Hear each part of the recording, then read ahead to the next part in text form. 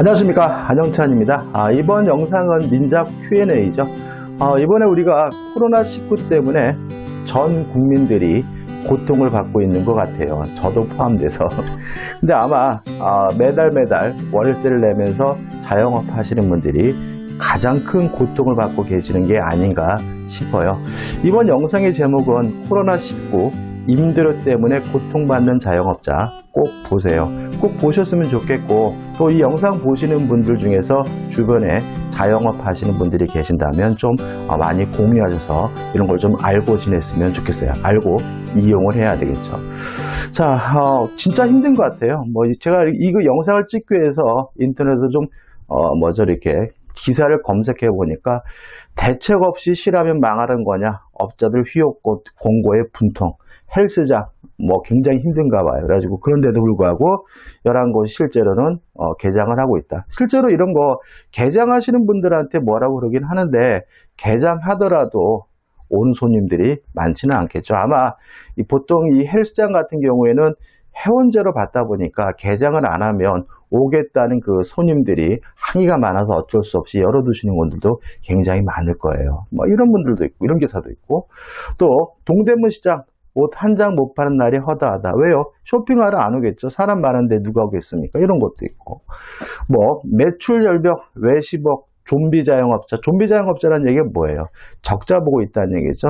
6월부터 집단 폐업을 경고하고 있다. 해가지고 외식업체들 굉장히 힘들고요. 회식을 안 하잖아요.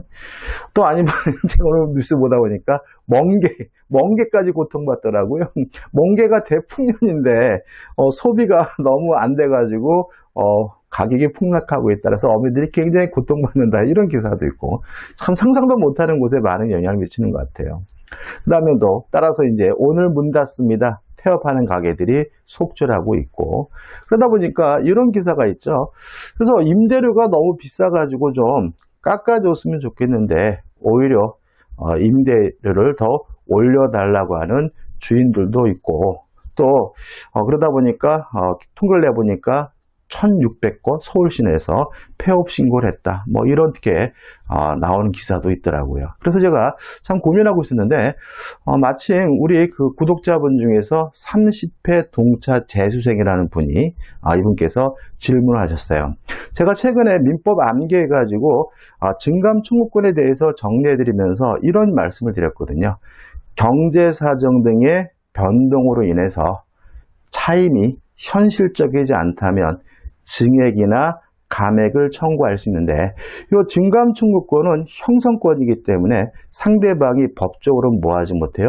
거부하지 못한다. 이렇게 말씀드렸거든요. 그러니까 이분은 어떤 얘기냐면, 이 코로나 때문에 이렇게 장사가 안 되고 온 난리가 난리라면 명백히 차임이 상당하지 않은 경제사정의 변동이 있는 거 아니냐. 그러면 임차인은 차임 감액을 청구할 수 있을 텐데, 문제는 거부할 수 없다고 제가 말씀드렸지만 임대인들은 다 거부할 거다. 그러면 결국은 소송을 해가지고 감액을 받아야 되느냐, 이 얘기인 거예요.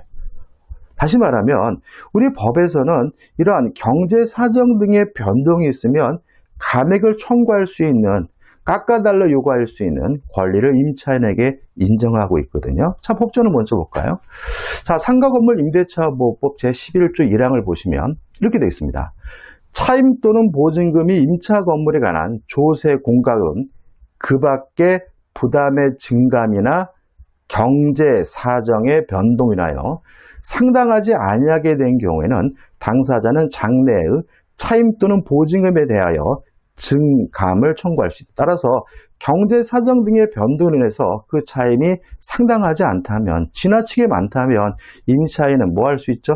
감액을 청구할 수가 있고요. 증액에 대해서는 100분의 5%를 넘지 못하도록 제한하고 있지만 감액에 대해서는 제한이 없어요. 따라서 제가 봤을 때는 30%든 50%든 80%든 이 감액에 대해서 임차인이 뭐 할 수 있죠? 청구할 수 있고요. 이 권리는 형성권이기 때문에 임대인이 뭐 하지 못해요? 거부하지 못하거든요. 자, 근데 문제는 뭐냐면, 그럼 어떡할 거냐? 거부한다면 꼭 소송을 해야 되느냐. 자, 이 영상의 핵심 주제 내용인데, 상가 건물 임대차 분쟁 조정위원회라는 게 있습니다. 이게 만들어진 지 얼마 안 돼서 언론에서 거의 보도가 이루어지지 않기 때문에 일반인들이 잘 몰라요. 법이 기니까 읽어보진 않을 텐데, 지금 현재 대한법률구조공단, 줄여서 법률구조공단 지부에 상가 건물 임대차 분쟁 조정위원회가 지금 현재 설치가 되어 있어요. 설치되어 있고 이분들이 뭘 하냐면 쭉 나오는데 하나만 써놨어요. 차임 또는 보증금의 증감에 관한 분쟁에 대해서 이분들이 조정을 하고 결정을 해줍니다. 따라서 만약에 지금 코로나 때문에 못 살겠다, 그래서 차임에 대해서 30% 감액해달라고 요구했던 임대인이 못한다라고 거부하면 무작정 소송을 가는 것이 아니라 요 분쟁 조정위원회에다가 뭐 할 수 있는 거죠? 신청을 하면 되시고요. 그 다음에 요 분쟁 조정위원회는 또 어떤 규정을 두고 있냐면, 이건 주택 임대차 보호 23년 준용을 하거든요. 60일 이내에 그 분쟁 조정을 마쳐야 한다라고 규정을 두고 있습니다. 다시 말하면 임차인이 감액해달라고 청구했는데 임대인이 거부를 하면 무작정 소송을 가는 것이 아니라 분쟁 조정위원회에 신청을 하면 60일 이내에 분쟁 조정위원회에서 뭘 하게 돼요? 결정을 해주게 되는 거죠. 60일이라는 기간은 그렇게 근 기간은 아니거든요. 그래서 요 상가 건물 임대차 분쟁 조정위원회라는 것을 좀 효율적으로 이용해 주셨으면 좋겠습니다. 자, 그럼 이 분쟁 조정위원회가 어디 있느냐 해가지고 찾아봤더니 지금 총 몇 개인가요? 서울하고 수원하고 대전하고 대구, 부산, 광주에서 요 6군데 설치되어 있고요. 관할구역은 서울중앙지부는 서울하고 강원도, 수원은 인천하고 경기도. 만약에 경기도에서 자영업 하시는 분들은 수원 지부에다 신청하시면 되겠죠. 그 다음에 대전 지부는 대전, 세종, 충청북도, 충청남도고, 대구 지부는 대구하고 경상북도고요. 부산 지부는 부산하고 울산하고 경상남도고, 강주 지부는 광주, 전라북도, 전라남도, 제주도죠. 이렇게 관할에 나뉘어 있으니까 그 해당 지부에다가 문의하셔가지고 신청을 하시면 돼요.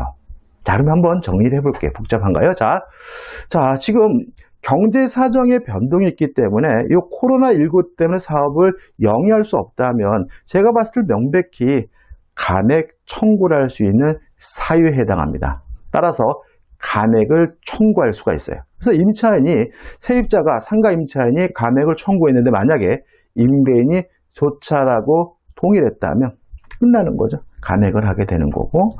근데 만약에 임대인이 뭘 해요? 거부를 해요. 거부를 하면 1차적으로 어디 가는 게 좋다고요? 상가 건물 임대차 분쟁 조정위원회에다가 조정 신청을 하시고요. 조정 신청을 하게 되면 60일 내에 결정을 해주겠죠. 그 결정된 내용이 만족스러우시다면 그냥 그것으로 받아들이면 되고 끝나게 되는 거고, 조정을 신청했더니 거기서 만족스럽지 않아요. 너무 감액되는 비율이 너무 작아요. 반드시 감액은 해줄 거예요. 근데 다만 그 감액 비율이 만족스러우냐 못하냐 문제가 되겠죠. 만약에 만족스럽지 않다면 이때 이제 어디로 가는 거죠? 법원에다가 소송을 제기하게 되는 거죠. 일단 소송을 제기할 때 좀 조심할 점이 있는데, 첫째, 소송 비용은 각자 부담할 가능성이 큽니다. 자, 왜 그러냐면 보통 이런 것들이 재판을 하게 되면 감액을 하느냐 못하느냐 그 문제가 아니라 감액 비율을 몇 %로 결정할 거냐, 여기서 분쟁이 생기겠죠. 임대인 입장에서는 조금만 감액하려고 할 거고 임차인은 많이 감액하려고 할 거란 말이죠. 이런 경우에는 객관적 기준이 없기 때문에 법원에서 조정 절차를 거치게 되고요. 보통 조정이나 화해를 통해서 재판이 끝나게 되면 소송 비용은 법원이 각자가 부담하는 것으로 결정하는 경우가 많아요. 그래서 이런 종류의 사건은 패소한 사람이, 피고가 소송을 비용하는 것이 아니라 각자가 비용을 부담할 가능성이 크다는 거 조심하시기 바라고요. 그 다음에 좋은 점 뭐냐면 감액 시기는 청구 시로 소급한다는 것이 우리 판례 입장이라는 거죠. 자, 이런 얘기입니다. 자, 예를 들어서 4월 1일 날 감액을 청구했어요. 그래서 이런 절차를 거쳐가지고 결국은 법원에서 최종적으로 9월 1일 날 판결이 나면 판결 난 때부터 감액이 되는 것이 아니라 청구한 때 3월 1일부터 감액이 되어야 한다는 것이 우리 판례 입장이라는 거 기억해 주시면 용이하겠죠. 그죠? 다시 말하면 판결이 난 때부터 장래적으로 차임이 감액되는 것이 아니라 청구한 때로 과거로 소급해가지고 감액이 되는 것으로 이해하는 것이 우리 판례 입장이라는 것까지 꼭 기억해 두시기 바랍니다. 간단한 내용이지만 대부분이 모르시는 내용이기 때문에요. 주위에 자영업 하시거나 또는 차임 때문에 고통받는 분이 계시다면 한번 좀 이 영상을 공유하는 것이 좋을 것 같아요. 자, 이번 영상 여기까지고요. 도움이 되셨다면 구독, 좋아요 부탁드리겠습니다. 고맙습니다.